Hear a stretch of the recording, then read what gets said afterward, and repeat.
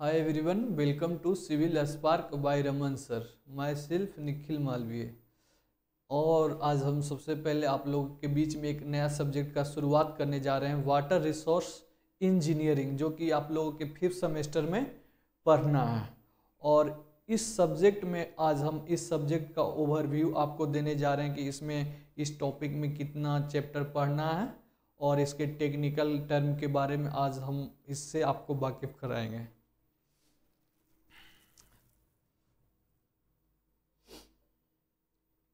देखिए, जैसा कि हमने आपको बताया, आपका सब्जेक्ट का नाम वाटर रिसोर्स इंजीनियरिंग है।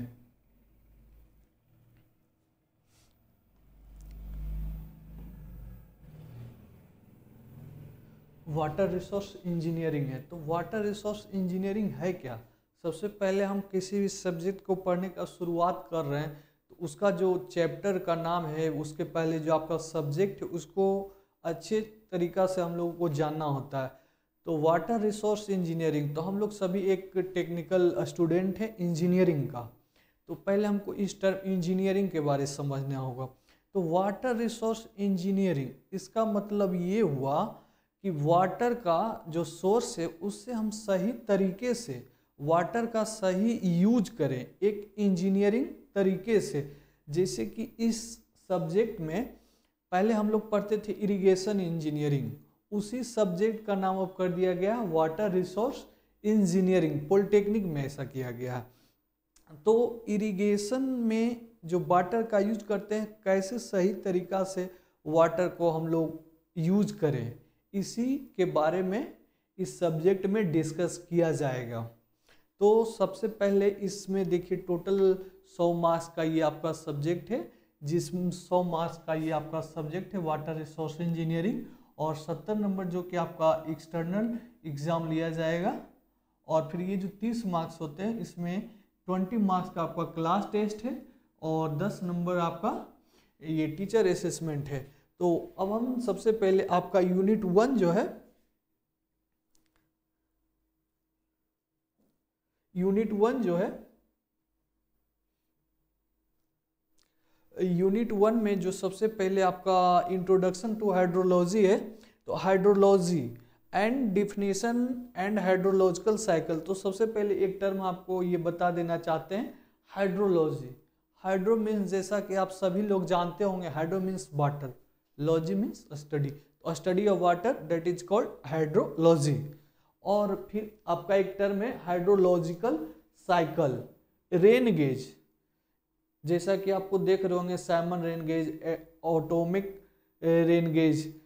तो रेन गेज, तो इस टर्म को भी हम फर्स्ट, आज हम जो इंट्रो वीडियो, इसमें बस यूनिट 1 का टेक्निकल टर्म आपको बताएंगे, बाकी का नेक्स्ट वीडियो में आपको सभी का वीडियो अपलोड कर दिया जाएगा। तो हाइड्रोलॉजी हम आपको बता दिए, study of water, that is called hydrology. Rain gauge, अब रेन गेज क्या है? तो रेन गेज एक इंस्ट्रूमेंट है जो कि ये बताता है कि आपका वर्षा कितना हुआ। वर्षा मापने का एक इंस्ट्रूमेंट है जिसे हम रेन गेज बोलते हैं। और इसी टर्म में अगर हम रेन गेज स्टेशन लगा दें, तो स्टेशन लगाने का क्या मतलब हुआ कि जिस प्लेस पे वो रेन गेज इंस्ट्रूमेंट इंस्टॉल करेंगे, उस प्लेस को हम लोग रेन गेज स्टेशन बोलेंगे। तो रेन गेज जो इंस्ट्रूमेंट है आपका यहाँ दिया हुआ है सिलेबस में, Simon rain gauge and automatic rain gauge. तो इसको हम यूनिट 1 में नेक्स्ट वीडियो में डिटेल में पढ़ेंगे। फिर है method of calculating average rainfall, मतलब आपका जो वर्षा हुआ, कितना वर्षा हुआ, इसको मेजर करेंगे डिफरेंट मेथड से, एरिथमेटिक मीन, आइसोहेटल, थैसन, पॉलीगॉन मेथड।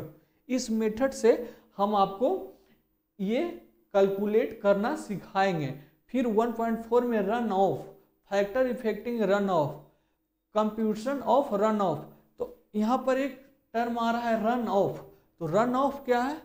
जब देखते होंगे वर्षा होती है तो देखते होंगे जो जमीन की परत होती है वहाँ पे पानी फ्लो करता है, तो पानी फ्लो जो करता है वो आपका रन ऑफ हुआ।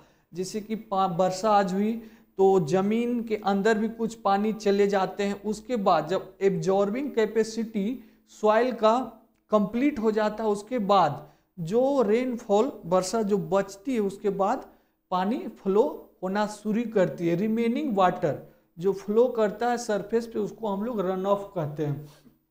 अब maximum flood discharge measurement, maximum flood मतलब कोई कैचमेंट एरिया से मतलब 1 सेकेंड में कितना मैक्सिमम रेनफॉल का ये डिस्चार्ज हो रहा, उसको हम लोग एम्पिरिकल फार्मूला के द्वारा डिस्कस करेंगे नेक्स्ट टॉपिक में।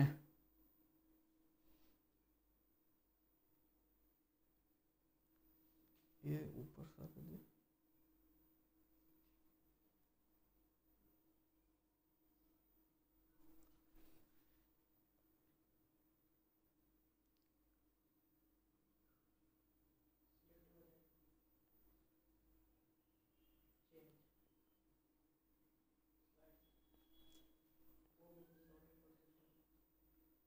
Sorry for disturbance everyone.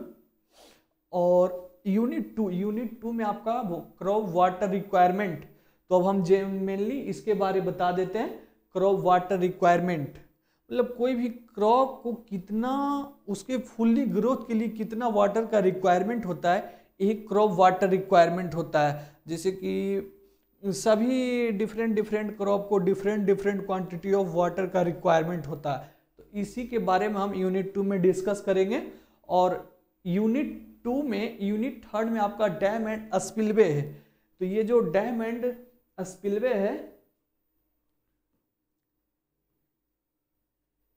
Dam and spillway, तो इस टर्म को हम यहाँ डिस्कस करेंगे। डैम क्या है एंड स्पिलवे क्या है। तो डैम देखते होंगे, डैम का मेनली क्या फंक्शन होता है। डैम को हम इसलिए कंस्ट्रक्ट करते हैं वाटर स्टोर करने के लिए।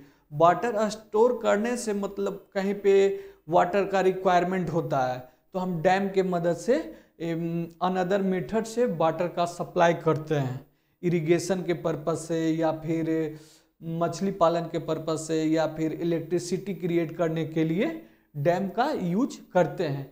उसके बाद यहाँ एक टर्म है स्पिलवे। तो स्पिलवे डैम में ही प्रोवाइड किया जाता है। क्यों प्रोवाइड किया जाता है?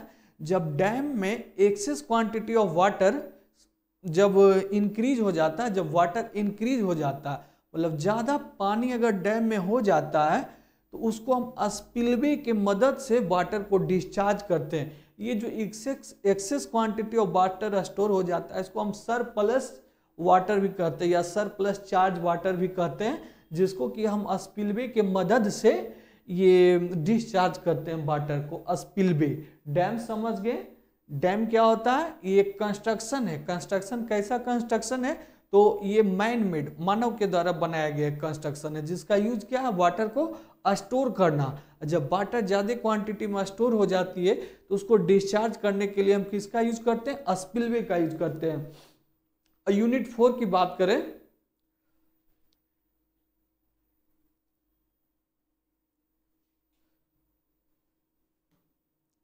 यूनिट 4 का बात करें तो minor irrigation and micro irrigation.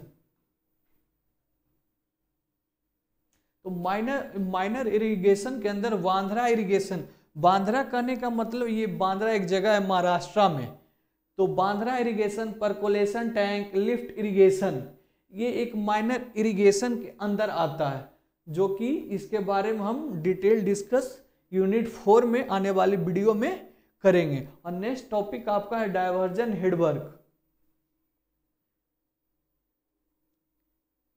Diversion headwork and canal. तो कैनाल क्या है? कैनाल एक कैनाल इस टाइप से कैनाल, ये हम एक कैनाल का वीडियो ये फिगर ड्रा किए हैं।